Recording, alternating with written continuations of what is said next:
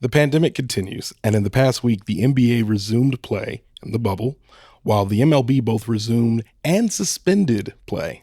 The NFL is still figuring out how it will proceed as their season is scheduled to resume in a little over a month.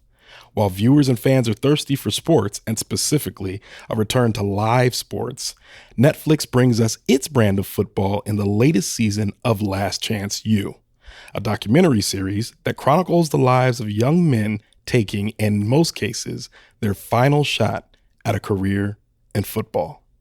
I'm Ronald Young Jr., and I'm on the couch.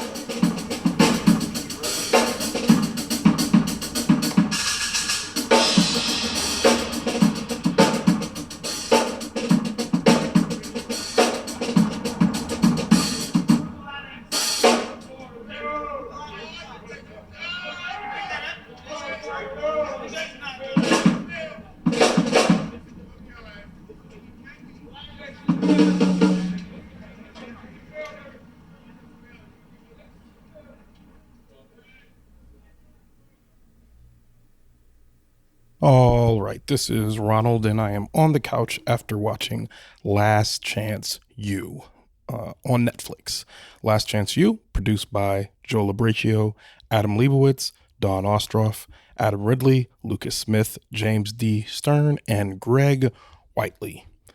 Last Chance U again, it's on Netflix, and it is a show about junior colleges and their football programs, and specifically the first season focuses on a school called East Mississippi Community College, and East Mississippi was the number one school in the country at that time, of course, in junior college football and the junior college program, and they are known for taking in recruits that are basically on their last legs from Division I football programs. So for those of you that don't know much about sports, Division I football programs are basically the top tier of football that you see when you hear college football. That's what folks are talking about, and that is the feeder into the NFL. So when you see those teams that are ranked and you see people going crazy talking about, yeah, Virginia Tech, all that stuff, those are D1 schools that you're typically hearing people talk about. There's a lot of D2 and D3 programs that you hear about, but those are not, considered the highest level of collegiate football.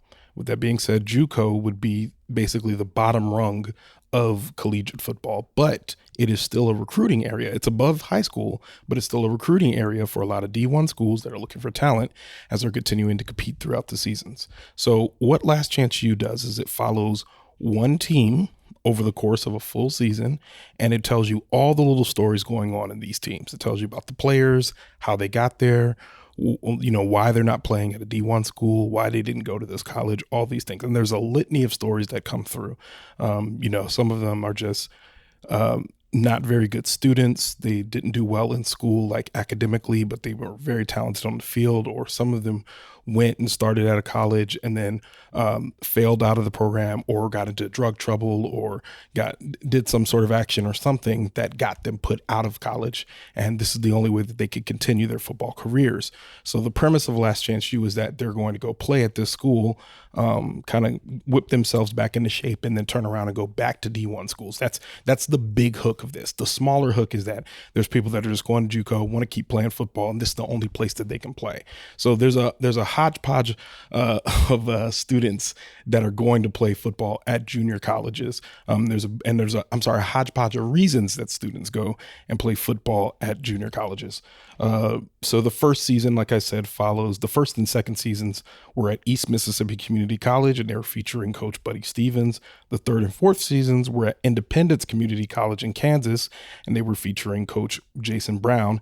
And this fifth season, which I just finished watching, was at Laney Community College in Oakland, California, featuring Coach John Beam. I like this show. This is a great show, and this is a great show for everyone. This is a great show for people who Love sports, and this is for a great show for people who don't care so much about sports. The sports aspect is the big hook. It is the largest part of the show. It is, hey, this is a football team. Look what this football team's going through. But the interesting thing about Last Chance U is it's as much a story about wealth inequality, the sports industrial complex, urban development and decay, gentrification, toxic masculinity, and what America is, as much as it is a show about football. All of those things I mentioned are tackled in various ways throughout every single season of this show. And depending on where they are, it's a bigger or smaller portion of the story. They start by peeling back layers. Each episode, you get a little bit of each player, and you'll find out about them on the field. You'll find out about them in the classroom. And then in some cases, the film crews will go back with them back to their homes, and they'll interview their parents, and they'll interview their high school coaches, all that stuff. And you'll get a full picture of this player. And, oftentimes when we watch sports, we see a player and we're just like, oh yeah, go sports ball team catching that ball. Yeah, I like that. But what this show does is give you an opportunity to see a whole human perform. I mean, at a great level. Even though it's a junior college, they're just out there performing on the field, and all of these little things about them. So every bit of their motivation. And I think that's important because sometimes as sports fans, when we watch these games and we say, man, he didn't catch that ball. Oh man, he's having a rough game. Oh man, all these things are going wrong. And while every episode doesn't directly tie the struggles of the player in life to the struggles on the field, it kind of gives you this different side of empathy and sympathy with these folks, because you're watching them. You're like, man, I know this guy's whole life. This isn't just some guy. It's not like I don't know anything about this dude. It's almost like watching your friends play football and say, man, I really hope Travis catches that ball, man. Oh man, I want Travis to do well. There's a different sort of investment that comes with watching this show, because you end up caring so much and rooting for, and sometimes against, most of the characters. And they're not characters, they're humans in this show. But I'm using characters just as, it's a show. But it's the little stories that they end up stumbling upon. So this season they were in Oakland. And so they did a lot of talk about gentrification and did an excellent job of tying how gentrification and wealth inequality in Oakland and how the change in Silicon Valley directly affects the players that are playing on this team, and what that means for their daily lives, for their daily commutes, what that means they have to sacrifice in order to play football at a junior college program. Because what a lot of people don't know is that D1 programs get a lot of money, a lot of perks, all those things. Those same perks come at there's some perks that exist at a junior college level, but they're not tangible perks. They're not as tangible as at a D1 level. And the show kind of addresses more exactly what I'm talking about there.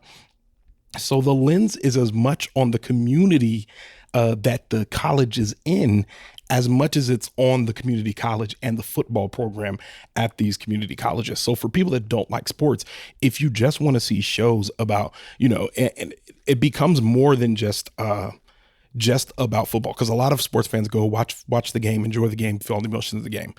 I feel like for a non-sports fan, what this does is sit you down on the couch, holds your hand, and says, okay, here is Frank. Frank has a daughter, and Frank went to University of Miami, but he got into some trouble there. And now he goes to Independence Community College. And now that he's at Independence Community College, he's been struggling because he doesn't do so well in his English classes. So here's Frank interacting with his teacher, and then they'll cut that up with Frank going to practice, Frank getting yelled at by his coaches, Frank performing really well on the football field, and then be like, Frank's a good player, but he's just such a knucklehead. So you get this complete picture of this person.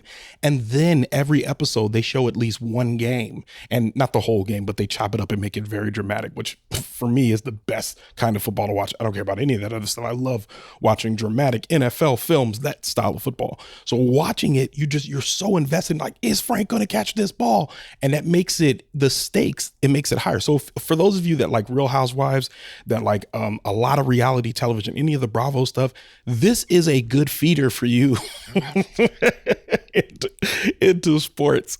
I mean, I don't think this is going to push any of you guys over the line completely of actually becoming a sports fan, but you will definitely be a fan of this show. And right here in this pandemic, the pandemic affects this latest season of Last Chance U in a very unique way, So, and you see that as the show was coming to a close, I was just like, oh my God, oh, that's pandemic related. Oh my goodness. And it gives it such a real edge, and it reminds you that these are players that are living in a real world. But all of these little issues are tackled. They don't just interview the players, they interview the coaches. They're looking at the coaches' families. They're looking at the players' families.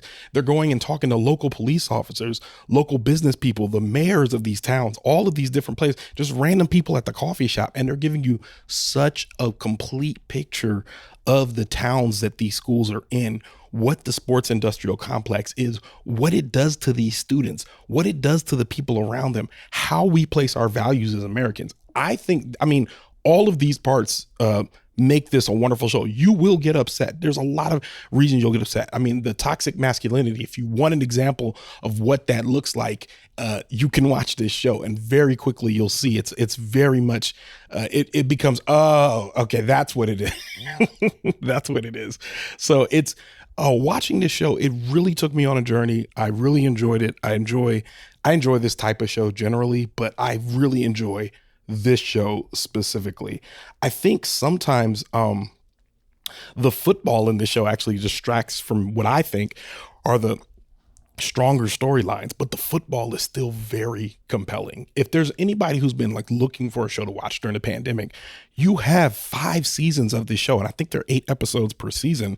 So you have about 40 episodes. If I did that math correctly, you have about 40 episodes of this show to watch through. And it's great because every 2 seasons they switch to a different school. So you'll be able to watch 3 different schools in 3 different seasons. And because it's very difficult, it's easy to Google the results, but because junior college football results are not readily available to people, it's very easy to watch this and not know the outcome and understand, oh my God, are they going to win this game? How this is going to affect them? What happens to these people's future? All of that stuff will just come into play and be in your mind while watching this. It's a fantastic show.